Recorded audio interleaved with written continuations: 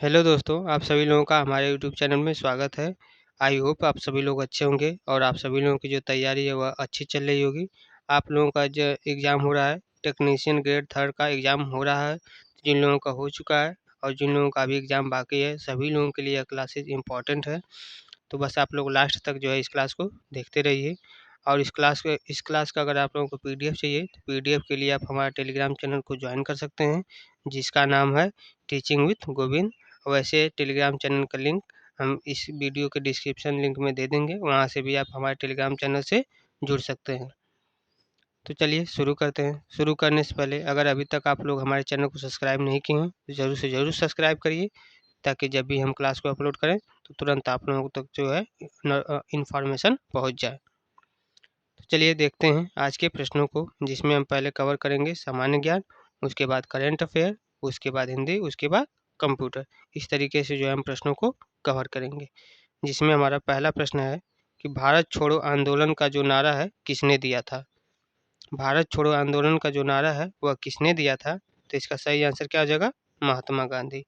महात्मा गांधी जी ने जो है भारत छोड़ो आंदोलन का जो है नारा दिए थे। सही आंसर क्या हो जाएगा, महात्मा गांधी। भारत छोड़ो आंदोलन का जो नारा है वह कब दिया गया था। तो यह दिया गया था महात्मा गांधी जी के द्वारा जो है 8 अगस्त सन 1942 को दिया गया था बॉम्बे से, जिसमें आपका कहा गया था अंग्रेजों भारत छोड़ो। भारत छोड़ो आंदोलन के तहत जो है 8 अगस्त सन 1942 को बॉम्बे से जो है दिया गया था, जिसमें कहा गया था कि अंग्रेजों भारत छोड़ो। अगला प्रश्न है प्रश्न नंबर 2। प्रश्न नंबर 2 आपका है, दादा साहब फाल्के पुरस्कार किस क्षेत्र में दिया जाता है। दादा साहब फाल्के पुरस्कार जो है यह आपका किस क्षेत्र में दिया जाता है। तो इसका आंसर हो जाएगा सिनेमा के क्षेत्र में, यानी कि मूवीज के क्षेत्र में। मूवी जो आती हैं उस क्षेत्र में दादा साहब फाल्के पुरस्कार आपको जो है दिया जाता है। इसमें जो है भारतीय सिनेमा का जो है सबसे सर्वोच्च सम्मान है। तो आने वाली शिफ्टों में पूछ सकता है कि भारतीय सिनेमा का जो है सबसे सर्वोच्च सम्मान क्या है। तो इसका आंसर आपका हो जाएगा दादा साहब फाल्के पुरस्कार। इस पॉइंट को आप लोग जरूर याद करिएगा। अगला प्रश्न है प्रश्न नंबर 3। प्रश्न नंबर 3 है, मौर्य वंश का अंतिम शासक कौन था। मौर्य वंश का जो है अंतिम शासक कौन था। तो इसका आंसर क्या हो जाएगा, बृहदत्त। बृहदत्त जो है आपका मौर्य वंश का सबसे अंतिम शासक था, जिसे जो है पुष्यमित्र शुंग ने जो है युद्ध में मार दिया था। मौर्य वंश के जो है अंतिम शासक बृहदत्त को जो है किसने मारा था। तो पुष्यमित्र शुंग ने मारा था। अगला प्रश्न है प्रश्न नंबर 4। प्रश्न है, किस वेद में ऋचाओं का संग्रह है। किस वेद में जो है आपका ऋचाओं का संग्रह है। तो इसका सही आंसर क्या हो जाएगा, ऋग्वेद। ऋग्वेद में जो है आपका ऋचाओं का जो है संग्रह है। सही आंसर क्या हो जाएगा, ऋग्वेद। इसमें जो है आपका ऋग्वेद में यह जो है सबसे पुराना वेद है।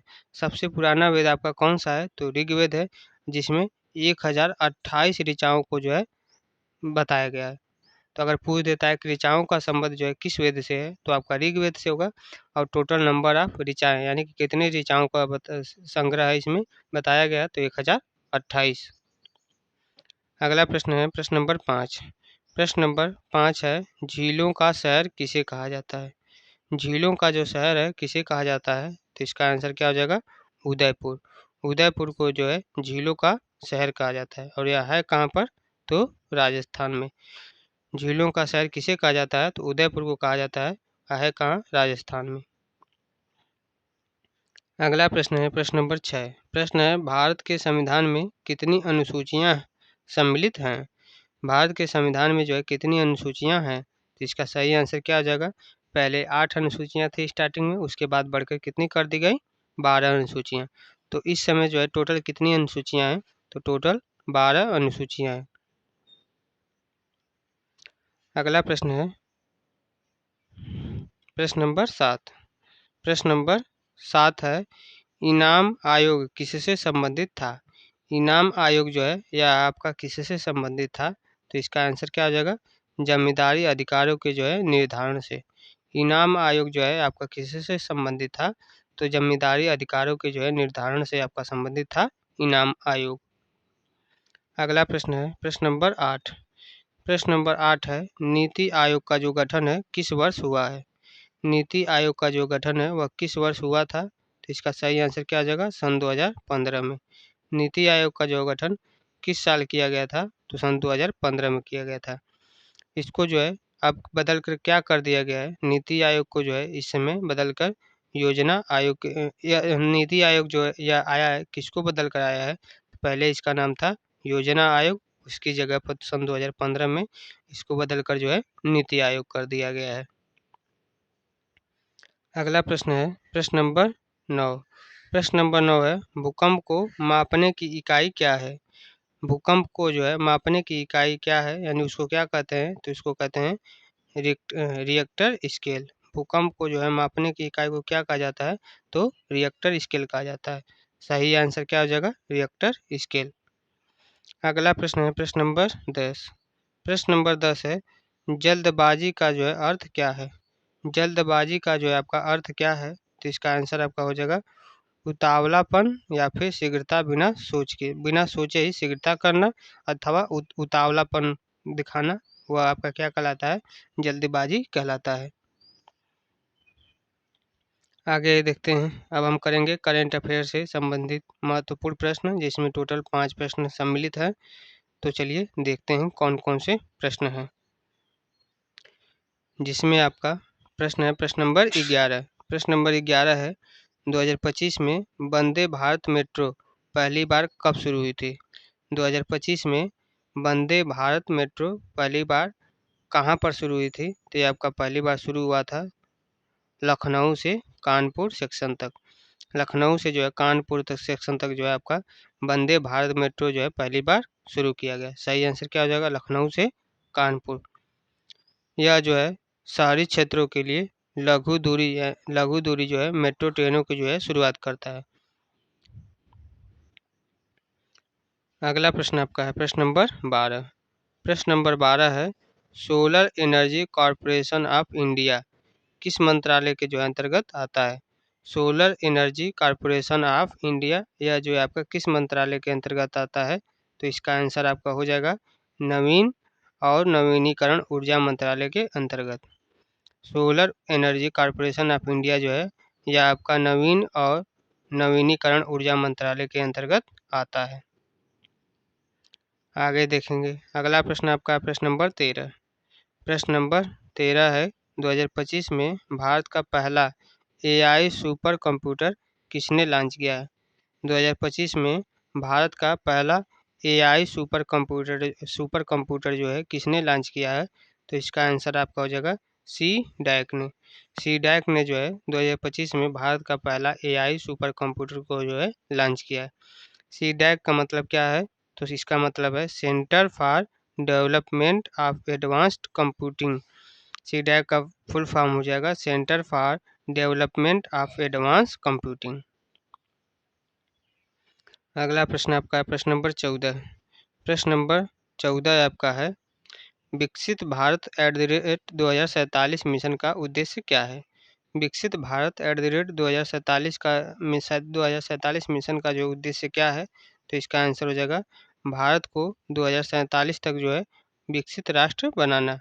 भारत को जो है 2047 तक जो है विकसित राष्ट्र बनाना विकसित भारत @ 2047 का मिशन है। आगे देखते हैं, अगला प्रश्न आपका है प्रश्न नंबर 15। प्रश्न नंबर 15 है हाल ही में किसे यूनेस्को ग्लोबल एजुकेशन प्राइज 2025 से सम्मानित किया गया? हाल ही में जो है किसे यूनेस्को ग्लोबल एजुकेशन प्राइज 2025 से सम्मानित किया गया है? तो इसका सही आंसर क्या हो जाएगा? इसका आपका सही आंसर हो जाएगा डॉक्टर संगीता यादव। किसको सम्मानित किया गया है? तो डॉक्टर संगीता यादव को जो है हाल ही में यूनेस्को ग्लोबल एजुकेशन प्राइज 2025 से सम्मानित किया गया है। अगला प्रश्न हम देखेंगे हिंदी व्याकरण। अब हम किससे प्रश्न करेंगे? हिंदी व्याकरण से संबंधित जितने भी महत्वपूर्ण प्रश्न हैं सभी को इसमें हम कवर करेंगे। जिसमें हमारा अगला प्रश्न है प्रश्न नंबर 16। प्रश्न है कि प्रशासन शब्द में कौन सा प्रत्यय है। प्रशासन शब्द में जो है आपका कौन सा प्रत्यय होगा, यानी कि क्या प्रत्यय है, तो इसका सही आंसर हो जाएगा न प्रत्यय है। प्रशासन में आज जो आपका क्या प्रत्यय होगा, तो न प्रत्यय होगा। अगला प्रश्न है प्रश्न नंबर 17। प्रश्न है सज्जन में कौन सा उपसर्ग है। सज्जन में जो है आपका कौन सा उपसर्ग, मतलब क्या उपसर्ग है, सज्जन में जो है क्या उपसर्ग है, तो इसका सही आंसर हो जाएगा स उपसर्ग है। सज्जन में जो है क्या उपसर्ग है, तो स उपसर्ग है। अगला प्रश्न है प्रश्न नंबर 18। प्रश्न है सात्विक शब्द किस वाक्य भेद में आता है। सात्विक शब्द जो है यह किस वाक्य भेद में आता है, तो इसका सही आंसर हो जाएगा विशेषण। सात्विक शब्द जो है कैसा भेद है, वाक्य भेद है, तो यह आपका सात्विक जो है विशेषण है। अगला प्रश्न है प्रश्न नंबर 19। प्रश्न नंबर 19 है गिरिजा शब्द का पर्यायवाची क्या होगा। गिरिजा शब्द का जो है पर्यायवाची क्या है, तो इसका सही आंसर हो जाएगा पार्वती। गिरिजा का जो है पर्यायवाची क्या हो जाएगा, तो पार्वती हो जाएगा। अगला प्रश्न है प्रश्न नंबर 20। प्रश्न है असत्य प्लस वचन बराबर असत्य वचन। असत्य प्लस वचन बराबर असत्य वचन, इसमें जो है किस प्रकार का समास है। असत्य प्लस वचन बराबर असत्य वचन, इसमें किस प्रकार का समास है, तो इसका आंसर हो जाएगा इसमें द्विगु समास है। असत्य प्लस वचन बराबर असत्य वचन, इसमें किस प्रकार का समास है, तो द्विगु समास है। अगला प्रश्न है प्रश्न नंबर 21। प्रश्न नंबर 21 है वीरता में आपका कौन सा भाव है। वीरता में जो है आपका कौन सा भाव होगा, तो इसका आंसर क्या हो जाएगा भाववाचक संज्ञा। वीरता में जो है आपका कौन सा भाव हो जाएगा, तो भाववाचक संज्ञा हो जाएगा। अगला प्रश्न है प्रश्न नंबर 22। प्रश्न है दुष्कर शब्द में उपसर्ग क्या है। दुष्कर शब्द में जो है आपका क्या उपसर्ग है, तो इसका सही आंसर होगा दुष्कर में जो है आपका दु उपसर्ग है। दुष्कर में क्या उपसर्ग हो जाएगा, तो दु उपसर्ग हो जाएगा। अगला प्रश्न है प्रश्न नंबर 23। प्रश्न है मधुर शब्द का विलोम क्या है। मधुर शब्द का जो है आपका विलोम क्या हो जाएगा, तो इसका आंसर हो जाएगा कटु। मधुर का विलोम क्या हो जाएगा, कटु। कटु मतलब कड़वा। अगला प्रश्न है प्रश्न नंबर 24। प्रश्न नंबर 24 है कर्मवीर शब्द किस समास का उदाहरण है। कर्मवीर शब्द जो है, कर्मवीर शब्द आपका किस समास का उदाहरण है, यानी कि कर्मवीर में जो है आपका कौन सा समास हो जाएगा, तो इसका आंसर हो जाएगा बहुव्रीहि समास। कर्मवीर में जो है आपका कौन सा समास होगा, तो बहुव्रीहि समास होगा। सही आंसर क्या हो जाएगा बहुव्रीहि समास। अगला प्रश्न है प्रश्न नंबर 25। प्रश्न है अवकाश शब्द का जो है संधि विच्छेद करना है। अवकाश शब्द का जो है संधि विच्छेद क्या होगा, तो अवकाश शब्द का जो है संधि विच्छेद हो जाएगा अवधन काश। अवकाश का संधि विच्छेद क्या हो जाएगा, तो अवधन काश सही आंसर हो जाएगा। अब हम देखेंगे कंप्यूटर ज्ञान पे आधारित जो भी प्रश्न आपके पूछे गए हैं सभी को कवर करेंगे, जिसमें आपका अगला प्रश्न है प्रश्न नंबर 26। प्रश्न है पाइथन में डेटा संग्रह करने के लिए कौन सी संरचना सबसे तेज मानी जाती है। पाइथन में जो है डेटा संग्रह करने के लिए कौन सी संरचना जो है सबसे तेज मानी जाती है, तो इसका सही आंसर क्या हो जाएगा, सही आंसर हो जाएगा डिक्शनरी। डिक्शनरी जो है सबसे तेज मानी जाती है। पाइथन में जो है डेटा संग्रह करने के लिए कौन सी संरचना जो है सबसे तेज मानी जाती है, तो इसका सही आंसर क्या हो जाएगा डिक्शनरी, जो कि आपका कुंजी मूल्य पर आधारित सबसे तेजी तरीके से खोज करता है। कौन सा, डिक्शनरी। अगला प्रश्न है प्रश्न नंबर 27। प्रश्न नंबर 27 है फायरवॉल का जो है कार्य क्या होता है। फायरवॉल का जो है आपका कार्य क्या होता है, इसका काम क्या होता है, तो इसका आंसर हो जाएगा नेटवर्क को जो है सुरक्षा प्रदान करना। फायरवॉल का जो है मुख्य कार्य होता है आपका नेटवर्क को जो है सुरक्षा प्रदान करना। अगला प्रश्न है प्रश्न नंबर 28।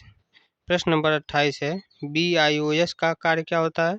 BIOS का जो है कार्य क्या होता है, तो इसका कार्य होता है, मतलब इसका आंसर हो जाएगा कंप्यूटर स्टार्टअप के दौरान हार्डवेयर की जो है जांच और OS को जो है लोड करना। BIOS का कार्य होता है कि कंप्यूटर स्टार्टअप के दौरान, यानी कि जब कंप्यूटर स्टार्ट होता है उसके दौरान हार्डवेयर की जो है जांच करना और ऑपरेटिंग सिस्टम का जो है लोड लेना, यानी कि लोड करना, ये सब BIOS का कार्य होता है। अगला प्रश्न है प्रश्न नंबर 29। प्रश्न नंबर 29 है IPv6 में कितने बिट्स होते हैं। IPv6 में जो है आपके कितने बिट्स होते हैं, तो इसका आंसर क्या हो जाएगा 128 बिट्स। IPv6 में जो है आपके कितने बिट्स होते हैं, तो 128 बिट्स होते हैं। सही आंसर क्या हो जाएगा 128 बिट्स। अगला प्रश्न है प्रश्न नंबर 30। प्रश्न नंबर 30 आपका है भारत की पहली क्वांटम कंप्यूटर पर आधारित क्लाउड सेवा किसने शुरू की है। भारत की जो है पहली क्वांटम कंप्यूटर पर आधारित क्लाउड सेवा जो है किसने शुरू की है, तो इसका आंसर हो जाएगा IISc बेंगलुरु ने। IISc बेंगलुरु ने जो है भारत की पहली क्वांटम कंप्यूटर पर जो है आधारित क्लाउड सेवा को जो है शुरू किया है। तो आज के लिए इतने ही प्रश्न थे। जितने भी प्रश्न करवाए हैं सभी के सभी इम्पोर्टेंट थे। अगर आप लोग यहाँ तक देख लिए हैं तो वीडियो को ज़रूर से लाइक करें और चैनल को तो सब्सक्राइब ज़रूर ही करें, क्योंकि जब भी हम क्लास को अपलोड करेंगे आप लोग सब्सक्राइब किए रहेंगे तभी आप लोग तक जो है नोटिफिकेशन पहुँच जाएगा। अगर आप लोगों को जो है इस क्लास का PDF चाहिए तो PDF के लिए आप क्या कर सकते हैं कि PDF के लिए आप हमारे टेलीग्राम चैनल से जुड़ सकते हैं। टेलीग्राम चैनल का लिंक जो है हम डिस्क्रिप्शन में दे दिए हैं, वहाँ से जुड़ सकते हैं, या फिर आप टेलीग्राम पर सर्च कर सकते हैं टीचिंग विथ गोविंद, तो आपको वहाँ दिख जाएगा, वहाँ से भी आप ज्वाइन कर सकते हैं। ज्वाइन करके आप PDF को डाउनलोड करिए और अपना रिवीजन करते रहिए। डेली बेसिस पर आप क्लासेस करिए, रिवीजन करिए, आप लोगों का जो है सिलेक्शन इस बार ज़रूर हो जाएगा। बस आप लोग अच्छे से तैयारी करते रहिए। आज के लिए बस इतना ही। जय हिंद, जय भारत।